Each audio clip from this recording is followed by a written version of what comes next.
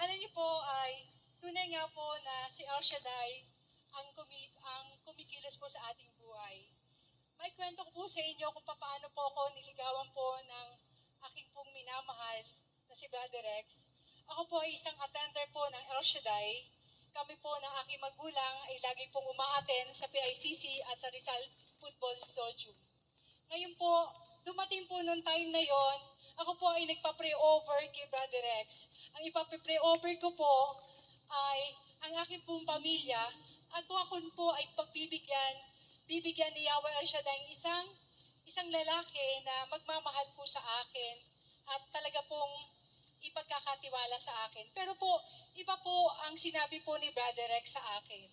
Sabi po niya, bakit naman iba ang hinahanap mo? Andito na ang disciple, alam mo naman yan. At ako po'y namutla. Sabi ko, sige po, i-pray over niyo na lang po ako. Nung dumating po ng time na sabi ko po sa kanya, Brother Rex, pwede po ba ako mag-request ng mga talk po ninyo, na talk po ng El Shaddai, na ipadadala ko po sa sister ko sa Taiwan. Nung binigay niya po sa akin sa Amorsolo, ang topic po ay puro love. Sabi ko, bakit naman po puro love ang topic dun sa talk po ninyo? Sabi niya, hindi mo ba alam? Meron nag-aantay sa'yo. Gusto mo ba?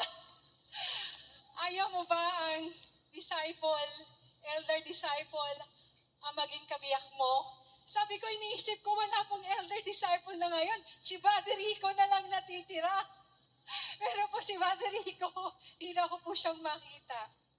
Sabi niya, hindi mo ba alam na pwede ba ako? Diyos ko, katakot-takot po akong tumakbo. Sabi ko, hindi na po ako pupunta sa Amorsolo. Kasi po kumaatim po ako every lunch break po namin. Sa kabila lang po yung office namin sa Salcedo. Ngayon po, hindi na po ako nagpapakita sa Amorsolo. Noong time po na yon, sabi po ni Brother Rapi, tumawag po sa akin. Sabi niya, Sister Luisa, pwede ka ba naming ma-invite sa lunch? Brother Rafi, hindi po ako sumasama sa ganyan. Bakit naman? Sabi niya gano'n, mantalang yung mga attender nagkakandara pa sa amin. Yung pala, plano na po ni Brother Rex manligaw. Ngayon, every time po na umatin po ako sa worship, si Brother Rex po, nakikita ko po doon sa ilalim ng lamesa, nagsusuklay. Ay, wala na po siyang buhok.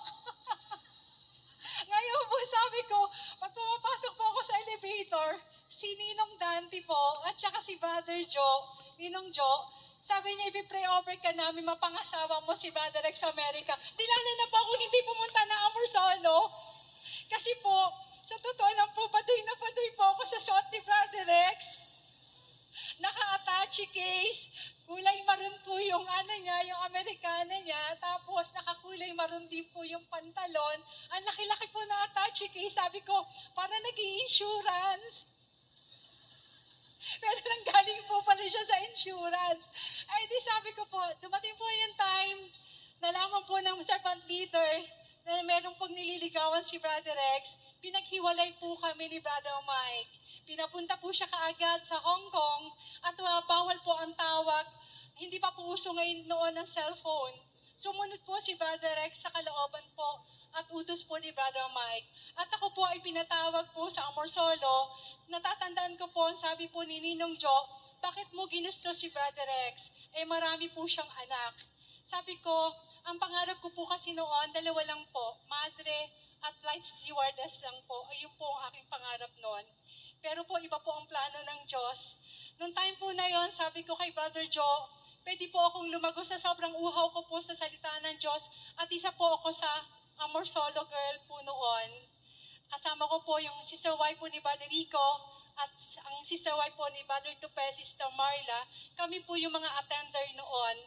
At tunay nga po, nasabi po noon ni Brother Joe, pwede po, sabi ko po sa kanya, pwede po akong lumago sa espiritual kung mapapangasawa ko po si Brother Rex at pwede rin po ako lumago sa espiritual sa pamagitan po ng pag-attend ko sa gawain. Yun lang po ang sinagot ko. Noong time po na yon, dumating po yung time na dumating na po si Brother Rex galing po sa Hong Kong, sinubok niya po ako, pinadalan po ako ng regalo sa office pero alam ko po nandiyan na po siya. Akala niya po madadala niya po ako sa mga mga pasalubong. Ibinalik ko po yon. Sabi ko po, hindi po ako materialistic na babae. Ang sabi ko po sa kanya, ako po ay may naman po siyang 5 anak, na sabi ko, Lord, kung siya po talaga mapapangasawa ko, tulungan mo ako at bigyan mo po ako ng wisdom, sapagkat yung nanay ko po, mahal na mahal po niya ako. Sabi niya, gusto mong pumasok sa kumbento? Sige, alagaan mo ang mga anak ni Brother Rex. Yun po yung aking naging desisyon noon. Ang hirap po ng sitwasyon ko bilang wife po ni Brother Rex. Ang sabi ko nga po sa kanya, hindi po mahirap, ay hindi po ganun kadali ang magkaroon po ng 5 anak kaagad. At dumating po yung time na yon, nagkaroon po kami ng isa pong anak. Siya po ay pinadala ni Brother Mike papuntang Canada. Hindi na po kami 1 year and a half na po siya pinauwi. At dumating po yung nanganak na po ako, malaki na po yung bata. Tapos yung pangalawa po, si Mary Ruth, sabi po niya sa akin, pumunta ka nila ng ospital. Ako po talaga, sabi ko, mahirap pala maging sister wife ng disciple kasi pag sinabi mo manganganak ka na, sige pumunta ka na sa ospital kasi ikaw ay second ko lang, ikaw ay pangalawa ko lang. Sabi ko, napakahirap po pala ng ganon. At dumating po yung time, naging 3 po, 5 at 3 po ang aking pinalaki mga bata. Ngayon po, sa biyaya po ni El Shaddai, malalaki na po sila. Yung 5 po ay meron na po may mga asawa na po. Si Ryan po yung di-disciple po ngayon. At yung po pong 3 ko pong anak ay malapit na po silang graduate sa biyaya po ni El Shaddai. Si Rex Joshua po ay nag-enroll po at tunay nga po na nakuha po siya sa SONA Philippines. Siya po ay isang multimedia arts.